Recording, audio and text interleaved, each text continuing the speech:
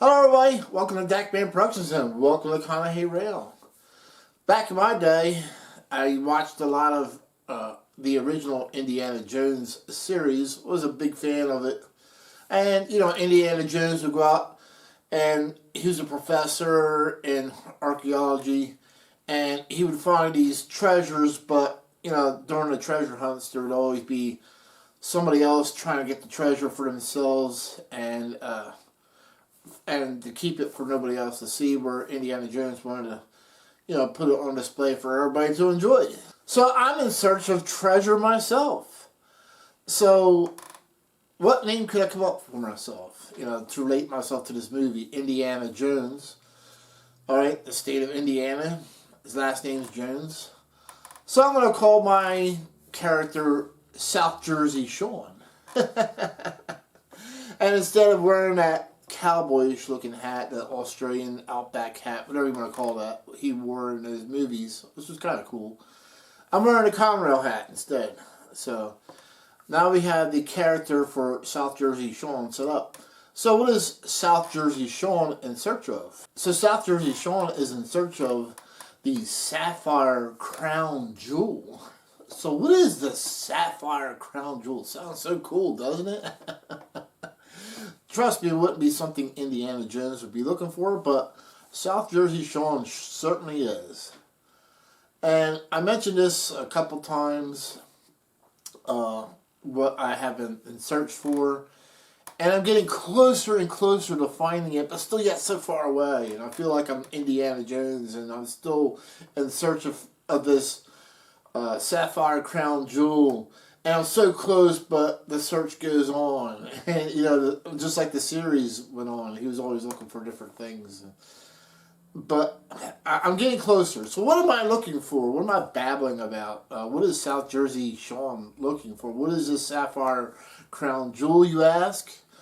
Well, in 2012, Lionel had introduced a Conrail GP35.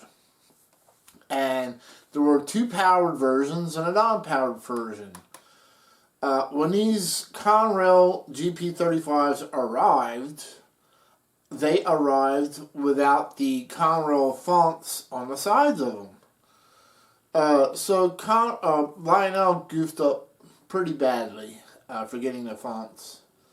And people were upset back then. Yeah, I mean, Lionel still goofs up once in a while, but... And, you know, so they made up for it in a way, but I'll explain that here in a minute. But when people got these, there were no fonts on them at all.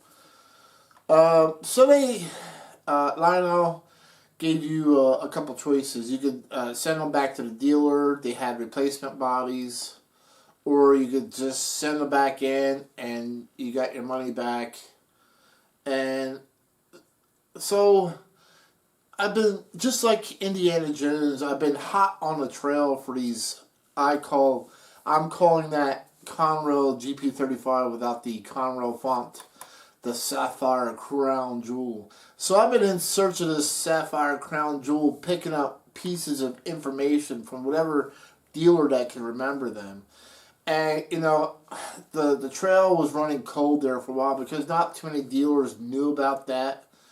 But Joe over at Grisbowski's knew exactly what I was looking for, and he knew the story behind it, and it was so great to talk to Joe.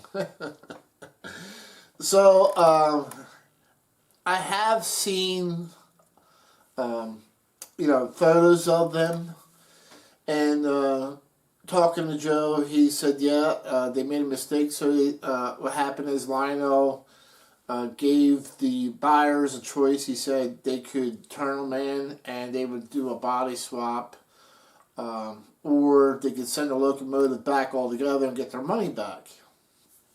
And I asked him, well, what happened to these locomotives that they got sent back? And Joe said, unfortunately, whatever was sent back, Lionel would not put back out on the market, and they would just get used for parts. I'm like, oh, wow. He said, yeah. I said, well, what about the body swaps? He sort of like made a joke, and he's like, well, for ones that got the body swaps, Mike Reagan probably, when he took the bodies off, stomped on every one of them and then threw them in the trash. And I'm like, well, if that's what's really happened, I said, that's cool because that makes that Sapphire Crown Jewel that much more rare. And so, again, I have seen one come up on eBay many years ago, but I didn't know what it was at the time. So I'm like, why would anybody buy this? So I passed on it. And they wanted a lot of money for it then. I'm like, who would want to pay that kind of money for a locomotive that doesn't even have the name on the side of it? They're out of their mind. But then I found out the story behind it. Now I want one. It's a great conversation piece, I think, in my mind. So, what I had found originally, I made, so I'm going to recap on a series of videos that I have made. So I ran into a hobby shop that actually had the replacement shells. So this was my first step in getting that crown jewel, that Sapphire Crown Jewel. So this is the actual, this is the powered version. Meaning this powered version shell has all the plugs in it and the lights, and it's ready to roll. I could literally buy a GP35 made in that time period, 2012, do a body swap on it, and I'm seriously thinking about doing that. If I could find a Lionel Legacy GP35, the same time era of 2012 to 2014, and just do a body swap on it. All the components in this are there. It has the all the connections right here. It has the lights. It's ready to roll. So this is a cool piece to pick up. So you may see me do a body swap one time, someday soon. So a little bit of history on a Conrail GP35. Most of them, I would say 90% of the Conrail GP35s never made it into the blue paint.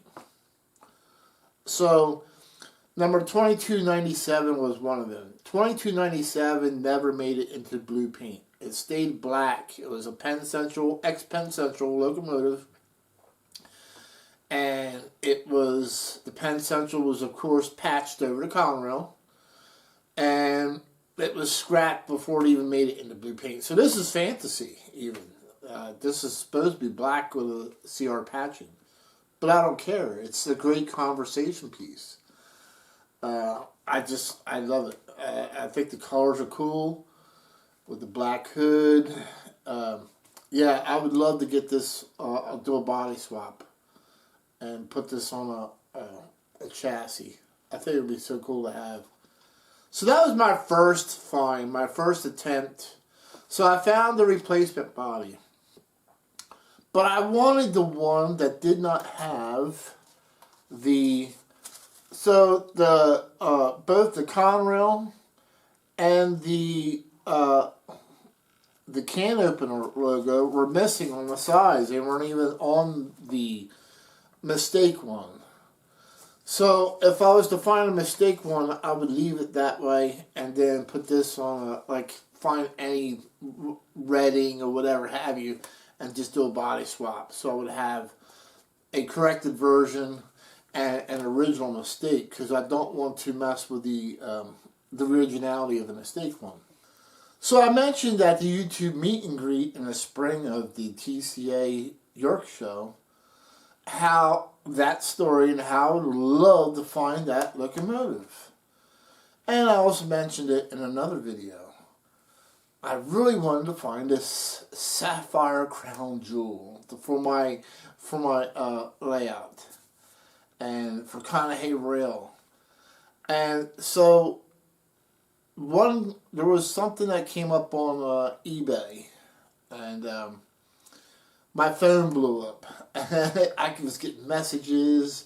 I was getting Facebook messages, text messages, emails. Hey, Shawn, you gotta see these. There's two locomotives that you're looking for on eBay, but they're just shells. So sure enough, went on eBay and voila. Finally, you know, getting closer, but not close enough because I want a full, complete, original one with the box, the manual, everything. But I went ahead and picked up this shell because it was only $25. I'm like, for $25, it would also be a great conversation piece. Now this is a non-powered shell, so none of that electronic stuff, the plugs and the lights will not be in here. So it'll be just a open shell with nothing in it. Now, for $25, I wasn't expecting it to be in this pristine condition. But still, all in all, it's not too bad. It does have a missing fan on it. It's got a couple blemishes in the paint. And it's got some chips here and there. So this thing was nicked around and banged around, probably at Lionel. Maybe even Mike Reagan might have been using it for a football. Who knows? It still gives you the idea of what I'm talking about. So here, the only logo it has on it is the Conrail logo up front. And I think now that I'm looking at it, it's even painted different than the replacement shell. So let's do a little comparison because it is definitely different. So here you go. The replacement shell and the original shell, the mistake shell. So it's a little bit lighter in blue than the replacement shell, but not by much. And you'll notice that they did not paint the top of the nose black originally, but they did on the replacement shell.